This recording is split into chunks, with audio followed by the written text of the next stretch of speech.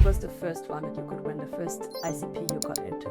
I think the first one, in retrospect, was actually the wrong, but it was right enough that it helped us to improve the product. The second or the third one where the really said, guys, no, I want robots to drive all the time, and I want a continuous live stream.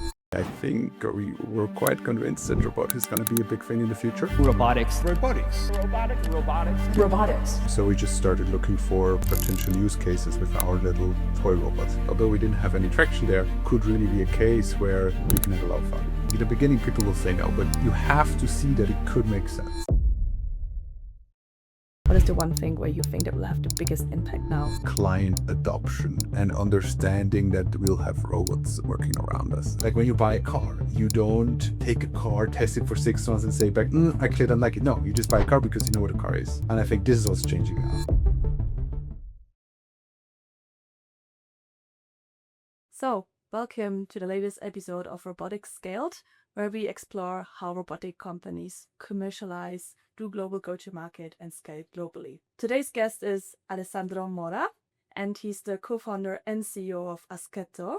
And the reason why Ascento is particularly interesting is that today we're going to talk about the journey from becoming a ETH spin-off to becoming a global robotics company with a clear product market fit and international ambitions. So, welcome Alessandro to the show. Thank you so much for having me. Really happy to have you here.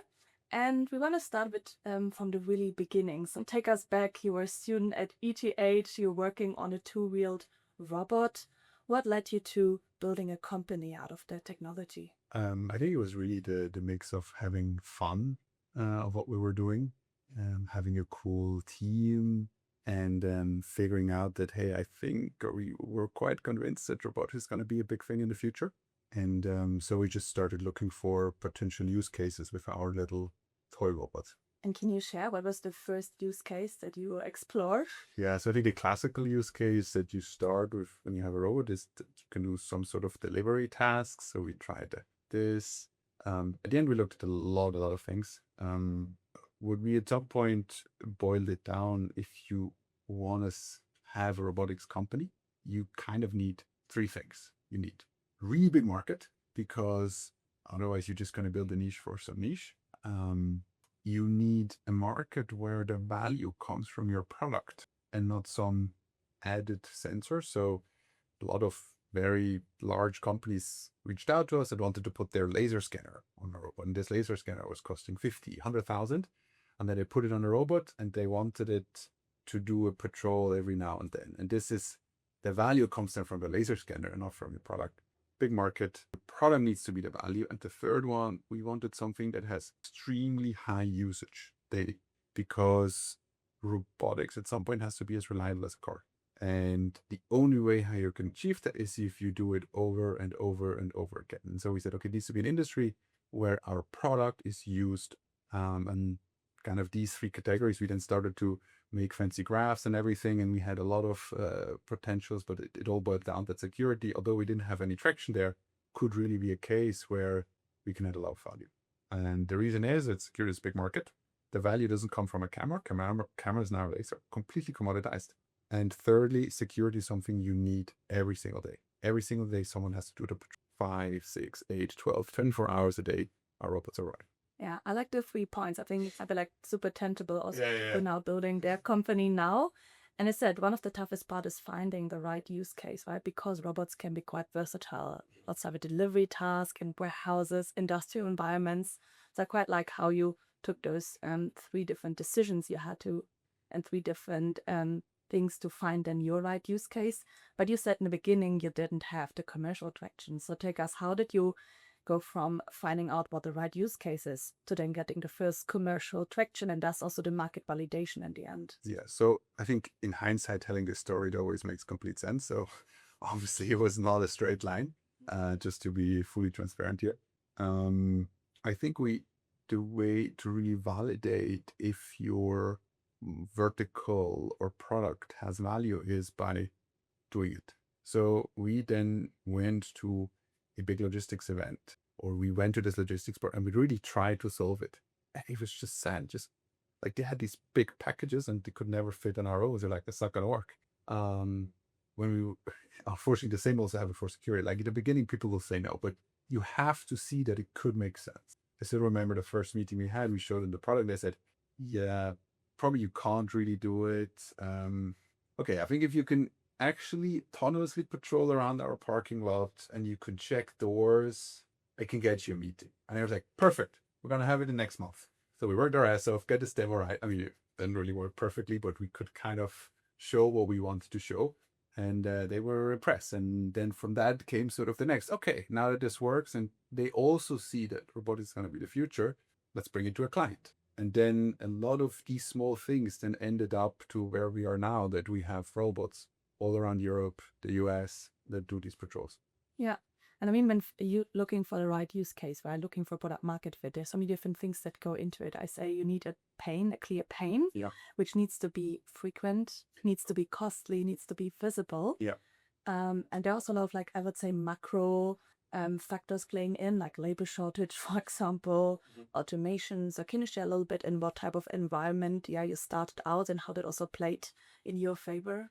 So I think there were two kind of macro environment movements that were happening. One is you had the smartphone boom in 2010s where everyone started a smartphone. This allowed robotics really to be a thing because computers got really cheap. It's very cheap sensors. Robots could only evolve because of the smartphone phone area before.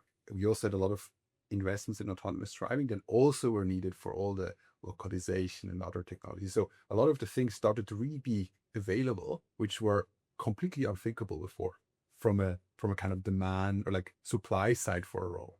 On the other side, from a demand side, we have aging populations all across Europe, security concerns going up. So it's people are not that excited anymore to work night shifts, to check integrities of like perimeters. This is not the dream job that a person has. This has always been a very hard position to fill. And by sort of seeing those two things, I mean, obviously in hindsight is always easy, but we are benefiting a lot. So every year, the suppliers for us get better, and at the same time, the market gets bigger. So now you found the right use case. In your case, security is going to be it. You started building the commercial traction. Now the big question is still about your ideal customer profile, right? Because the use case is one thing, but then you have applications for different type of companies you can sell to. Yeah. So what were the first companies you talked to? Can you share a bit like what was your initial ICP and what's your current ICP? Yeah, I think there is so ICPs in general are large outdoor facility, high security need, where we can add value with what we can offer. So it also needs to make sense for it. But these are kind of, if you think about this way, then there's actually a lot of sites that could work. However, depending on the industry, there's a very different procurement cycle. There is this little manufacturing side where the CEO is the only person who's really budget ownership, even the security budget. So this person needs to see it and they need to see the return on investment that it gets through. Then you have huge global corporations where you have to pilot on a multinational level just to prove that it actually works and you can deliver that service. And then the people that evaluate you are not the ones who decide. They're the ones who then tell you what needs to be evaluated. So there is a huge variety of potential go-to-market or and clients. And what we're seeing so far, what works best is if you bring all the decision power within Ascento to one person and give this person a direction. Your goal is now to settle in Germany and you can take any decision. And that allows the person to really navigate because there is not just the difference between their companies, but also there is the difference in how people work in different countries, culturally, which is a massive impact. Security, so certain things are just nationally different. So you really need to be very local. And this is how we are now expanding by having really these experts all across the region, which if you think about it, it's also how security companies do it. Yeah. Yeah, I always like to say that the best ICP is not always the big logos, I would say like the fancy one, but the one that's most winnable. Correct. Right? You would sometimes go, the obvious always seems like the big logos. As you said in the beginning, the big market is important, but sometimes the first ICP that you have is the one that's also easier to close. Correct. So what was the first one, if you can share, like the first one that you were closing, the one that was most easy for you to win? So I think the first one was not the most easy one to win, but it was the only one that we had access to. I think the easy ones to win are the ones. Oh no, you want to talk about the first one, or what is an easy one to win? Maybe you can start with what was the first one that you could win, the first ICP you got into? I think the first one, in retrospect, was actually the wrong, but it was right enough that it helped us to improve the product. But it was a big industrial facility where they had some innovation budget. They liked the robot, but they had no actual need. And we kind of just obsessed about the robot needs to patrol every day and needs to check if your door is open. And they're like, yeah, we just want to test it. So it was great for us. We got paid. We did a few things, but it was not the one that really helped us shape what is important. I was, I think, the second or the third one where the really said, guys, no, I want the robot should drive all the time. It should detect what I see and it should do this fast. And I want a continuous live stream. These are the things I want. Then I pay you otherwise. And I think if you get to that clarity, that's beautiful. Probably the first one will not be like this. Maybe they just like you, they're doing some innovation. But if you find someone that that really only allows you to move forward when you achieve the targets, that's perfect. And this is now how we structure all our deployments and pilots. So we always say, we don't start unless you exactly define what success means, what do we need to achieve to hit this, and what your dream is. And we then agree that we need to hit the first two parts to move forward. And we already know what that would mean. Otherwise, we're not going to test with you. Because if you don't have this clarity and you just always then obsess about dream, I want that robot can do this and that, you just get stuck in this pilot purgatory and you don't really scale. Yeah, I like you said, like never compromise on value, right? Because that's the one thing that decides whether you're gonna stick to the company or not. And I like that. I mean, hindsight, we're always smarter, right? We say the first ICP was the obvious one. I mean, not the right one. Correct. How did you know then that it was the right one, like later on? I think it's a mix between, I would probably say three things are important to evaluate for ICPs, right? One is if these people are actually willing to pay. That's very important. The second is they need some sort of urgency.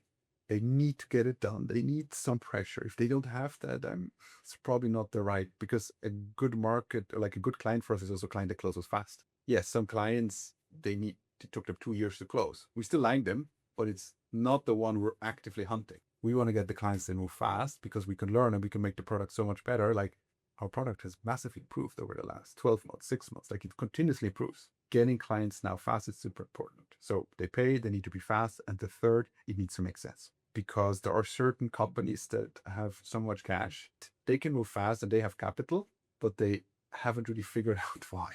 And you should stay away from it because it might give you some money, but it doesn't help you to actually solve the problem. Like I'm giving the example again with this laser scanner company that comes to you. They flew in engineers to attach this extremely expensive sensor. Super interesting for us, but it was not the right thing. It's also a risk because it's like a dependency that you have if you don't deliver the main value. And I would also say when they have so much money, it's great at the moment, but in the future, we know economics can change. Where would they start cutting costs, right? But I think the point that you mentioned resonates so well, because what I also see a lot of companies I run with is that 5 criteria is the pain that you said, right, that we meet. And I would say the market potential as well. So this means, are they investing in automation? Are they open to robots and automation? How many sites do they have? Is it also scalable? Yeah. Then of course, the deployment part, like how easy is it to deploy your robot? Can you do, like, if you manage in one site, can you then do all the other sites as well? And then of course the buying center complexity. So you want to know how complex is your budget and how many people are in the buying center? Can you have a clear champion who has the budget? Do you have some maybe safety people include? So, but also I would say the budget question itself. So is it like CapEx versus OpEx? Where does the budget sit? How long are sales cycles, and go to market access as well, which you mentioned earlier. Do you already have some customers in there as a reference? Can you sell directly or through partners? So these points, and I think you mentioned, I think like all of them, that then define a bit whether you should go into that ICP or not. Yeah. And you always have to remain focused. Now, having product market fit is one thing, but once you have that, the next question is usually, how do you scale? So what was one of the tough strategic decisions that you had to take now in the last years that help you to reach that next step of growth? I think something that you continuously have to do is keep your lane. So we get ideas right and left about other ways how you can deploy robots that I mean, the grass always looks way greener on the other side. And sometimes the client says, I love your product, guys. If you could do this, we would order 10x more. And usually this is extremely more complex in the way you deploy it, is technologically not feasible yet, or is actually not even true. But it's very tempting. And I think in the past, every time you say no to an idea that sounds great, basically helps you to remain focused on what your core vision is. And our core vision is we want to revolutionize outdoor security, this robot. And yes, at some point we might bring out other products. And yes, every week, every month, this product is able to do more things. We only do scope creep or additional features because it benefits all our clients and not customization for anyone. And like remaining this, and I think here my co-founder Miguel is really, really good at this. It's like, only may know, but is this something that we do just for this client, or does anyone benefit? And by having this clarity, you have to say no to clients that you like, the clients that are very good. But over the long run, it absolutely pays off. Yeah, and do you have like a rule of thumb or something? So meaning if one customer requests it, right, the natural thing would be to see if there's like needed other customers, how much are they willing to pay? Again, how often, how frequent is the pain we can solve that feature? How visible is it? How costly of not doing anything? Yeah, any rule of thumb that you're using? So we have the rule of thumb that if someone thinks they have an idea that would unlock 100 robots, they should bring it up and we talk about it. Like 100 additional robots. Like this client would take 100 additional just because of that. And I think then we should talk about. I think what we also do is we don't plan for like 5 years, but we try to plan. We have like a vision where we want to be at some point. And obviously what needs to happen to go there. But we don't have a super clear plan for the next 12 months. When we do like 3 months at max. And another rule that we have is when we plan those 3 months, they're fixed, but everyone has one coin to change the priorities. And this gives a lot of power to everyone. You could change the full priorities, but you can only do it once. Most of the time it doesn't happen. But when it does happen, you actually change, and it's probably for a good reason. And by putting some cost on changing priorities, people also start to think about it before. And usually when we do it, I would say 80% of the time it was actually a really good idea. But if you would do it all the time, we would also not follow our main trajectory. Yeah, so they have one magic coin. You have one magic coin. One magic coin. Per term. Per term. Can you give us an example of a magic coin that in hindsight was totally worth it? And maybe also an example of one that wasn't worth it? I think one there in the beginning was, we had, I think it was second or third client. We asked him, do you need live video of the robot in a meeting? And there's a live video? Never want to look at the live video. This is a silly idea. 2 days after the robot was installed, they're like, I don't have a live video. Where is it? So we then had to change everything. I think now it's the core features that you continuously know where you are. It's super critical. In the beginning, they said not, so we didn't plan for it, but it's actually quite important. Now, if I look at our very high security clients, they will not even allow us to have a robot if they could not have continuous access, both of position and live video and everything. So I think it was good that we changed that. Something that was wrong. Cannot think about something specific, but usually, especially in the commercial side, you have a recency bias. I really care about people. So every time I talk to a client, I want to make it work. So sometimes it's when you talk to them and you understand it, you're like, yeah, this makes so much sense. We should totally do it. Just sleeping over it or just the next week and then actually bringing it up again. Some clients forgot about it already because it's very easy for people to give ideas, but actually thinking it through, it's not always happen. So I think, and this is kind of where you have to put in the work to understand the feature on a very deep level. And I think in the past, it was just when we didn't understand the feature well enough. Yeah, so if you can't explain it maybe to a colleague why it would make sense, you shouldn't build it. Exactly. You can't put numbers behind it. Exactly. Stuff like a business case. Correct. If you said 100 robots would use it, you shouldn't do it. Exactly. And I like how you said, so first you said you need to stay in lane, right? Mm-hmm. But then you also mentioned you have a long-term vision, but you only plan for the next 3 months. Yeah. How do you balance that a little bit? That you stay in your lane, having that big vision you're going towards, while always planning for the next year. I think the reason why I don't want to plan for like 24 months is because new things come out so fast. So what is true now most likely is not true from a capability perspective. So, I mean, physics remains physics.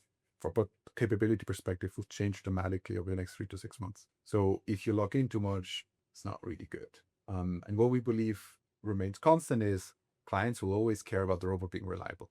Clients will always care about us doing very good detections very quickly. That will never change because that makes the product valuable. So this is what I mean with in the lane. Following this, some clients might want a little feature where you can do whatever in the platform.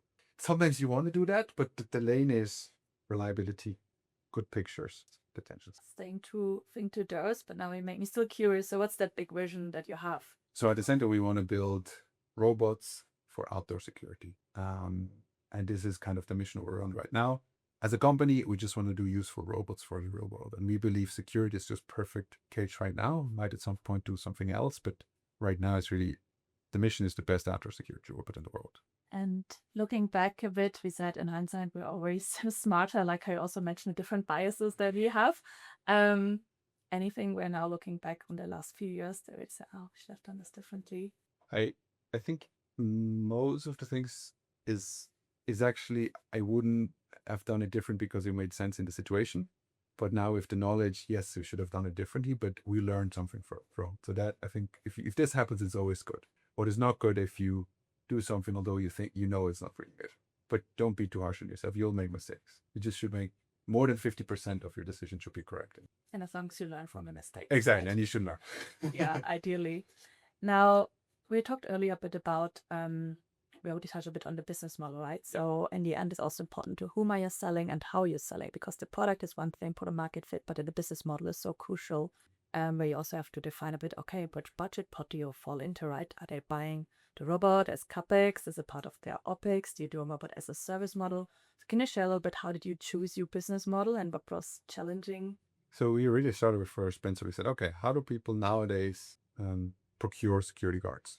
They rent them, pay wages by the month. So we said, okay, our robot is by the month. And we also try to understand, okay, how long do you commit? Usually you commit a year. Sometimes you have long-term contract, get a little bit discount. So we exactly mirror that.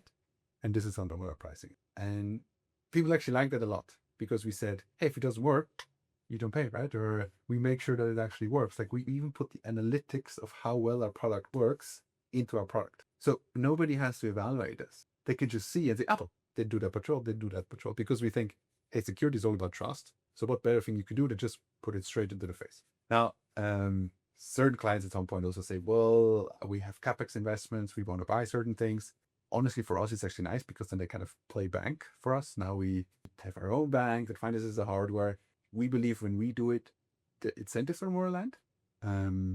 But yeah, we always say if it's a large client, we can also do some CapEx money, but default is CapEx. And it was like from the get-go easy to them to accept, since also that's how they would pay for the cards. Exactly. Yeah. So we reinvent already so much. Don't reinvent how people pay you for your services. Yeah.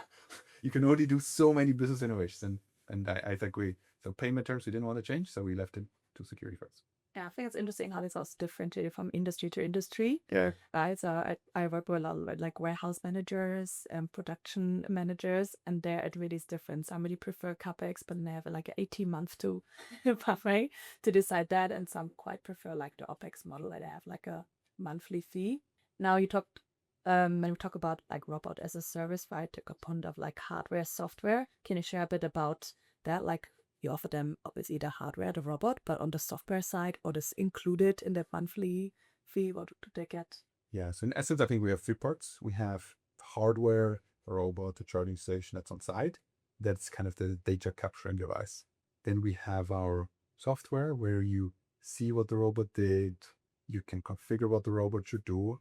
And the third part, we also offer the service. So if there's anything not working, malfunctioning, we organize sort of replacements. And with that, we're able to sort of offer or like actually solve your problem. Because if I would just sell you a robot, like, then what do you do with the robot? Or if I just give you a software, well, but then on what do I deploy it? How does it work?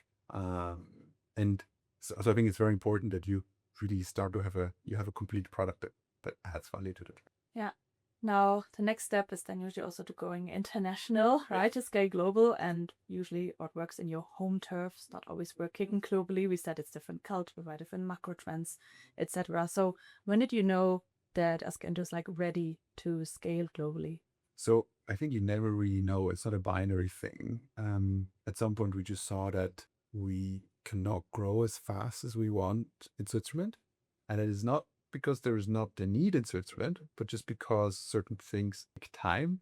And usually innovation in Switzerland is not, we take some time, also from a legislative perspective.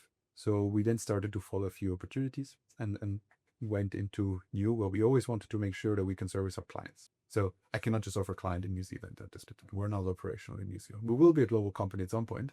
Priority number one is we can serve our client. And priority number two, we believe it does make sense to go into that area. And does make sense basically means you need to define what success means. So if I, for example, want to expand to Germany, rotate operations, but just as an example, you need to define what you want to achieve within 12 months or 3 months or whatever.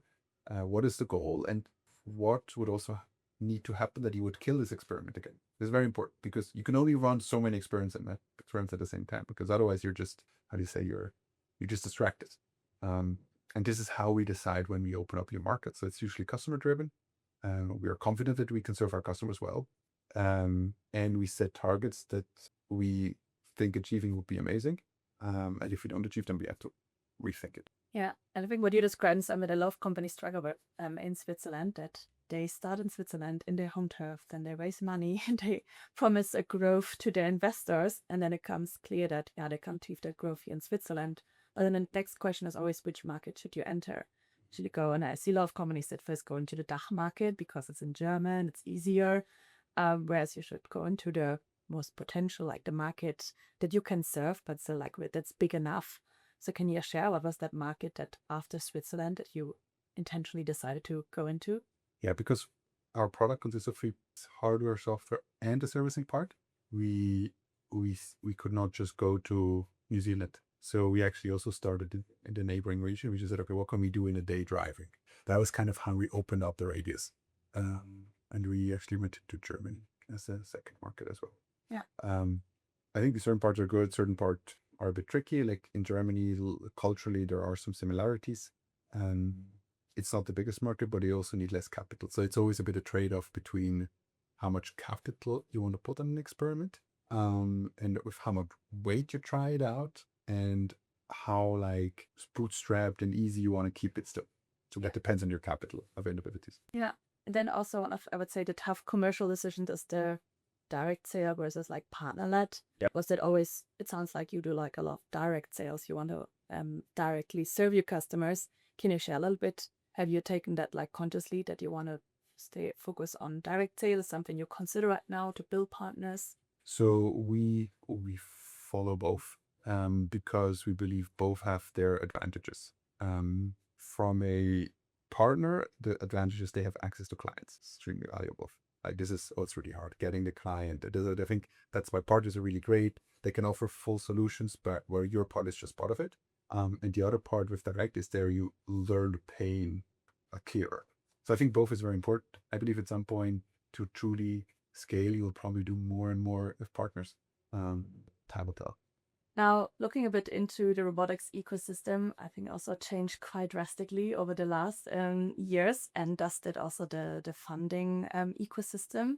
Can you share a little bit how did the funding environment changed for you in the last recent years? So, I mean, we haven't really done fundraising, but what I see now is when I compare to at what stage we were, what we tried to achieve, now people get a lot more money for, I would say, not that far off in the stage. And I think that's a really good sign. That means that people are investing more into robotics. So yeah, I think it's also a big thing that's going to come.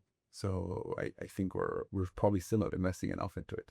But then on the other side, we also see that big tech companies, everyone is now moving into physical AI. Right, we see from NVIDIA to Google, everyone investing. What is a bit the market and trends or movements that you see? I think probably like 5-10 years ago, people were like, yeah, robots is like a vacuum cleaner, a little joke, whatever. And now everyone has seen the cool videos and agrees that this is going to be the next big thing, and they want to be part of it. So I think that's the thing for us is a very interesting time to be. Yeah, and I also say moving a bit from, I mean, we all see these really impressive demo videos, right? Yeah. Sometimes like 30 seconds Yeah, doing exactly. one task. You're like, oh, wow, amazing. Yeah. But I think moving from that part to a great technology to have a robot, and I would say a whole system and platform that really delivers customer value, that can do things autonomously, that, as we said earlier, right, you could be put a number, like how much value is delivering. I think that's where we see now quite a differentiation in the market, where who can move beyond that, we would say, like demo pilots, and can really long-term solve complex tasks and deliver customer value. And I think this week was quite interesting. We had like multiple clients that went live, and I was not at any client side. And I then just checked it in the evening and said, wow, this is like when we started, this would have been unimaginable. And now we just turned on a few sites this day, productive from hour zero, super well set up from the team. The client gets value from day zero. And I think that's super cool. Yes, our robot, if you look at our robots, they kind of look from the outside very similar to 3-4 years ago. The capability, the reliability has changed so much. And I think that's makes me very proud. Yeah, and definitely something to be proud of. And I would say also as a founder, you go through the journey, right, where at some point you can hopefully take a step back in certain areas and need to be more present in others. Can you also share a little bit? I'd be curious in terms of like hiring and now building that company. Yeah. Where do you stand, and what's the next thing that you want to maybe change or hire? So I think I'm very, very thankful for the team that we have built. They're extremely smart people, extremely driven. And I see that whilst in the beginning, I was the one going to the client, now it's way more important to what does this person need that goes to the client need. And at some point it will be not what this person need, but what does this team need. And I think there I have to make sure I learn fast enough to be the right person for the job. But I think so far it's very cool. Good, thank you so much. Now already coming to the end. Imagine now another founder from ETH would come to you, ask you for advice. What's the one thing that you would advise someone that's running a robot company now? Most important thing is success over customer value. Something that customers really, really like. And more of time on quantifying this, understanding this, what is really the pain. Probably your first idea is wrong.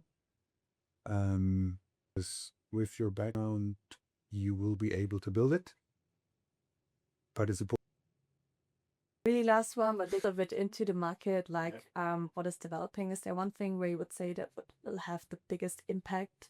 You talked in the beginning, right, how important the other technology improvements were for robotics, even in the beginning, right? The smartphone development, and now also on the AI side with the LLMs, we see like a lot moving really fast. What is the one thing where you think that will have the biggest impact now? I cannot say three things. I think you like the number 3. Yeah. The client adopt and understanding that we'll have robots working around us. That's the biggest impact. Now, from a technology side, I can also say a few, but I think what's really going to help unlock us is that people now understand, hey, robots can actually do it. It actually works. I don't need to, when you buy a car, you don't take a car, test it for 6 months and say back, I clearly don't like it. No, you just buy a car because you know what a car is. And I think this is what's changing now. People are like starting to be confident in, hey, this is a product, it can do that, and they commit to it. The insights that you shared today, from how to find the right use case for your robot. We talked about product market fit, what things you should never compromise on, such as value, customer value. Thought about you should be obsessed with customers. So thank you so much for all the insights that you shared today. And that was already it for today's episode of Robotics Scales. And looking forward to the next one. Yeah, Alessandro. Thank you, Vanessa.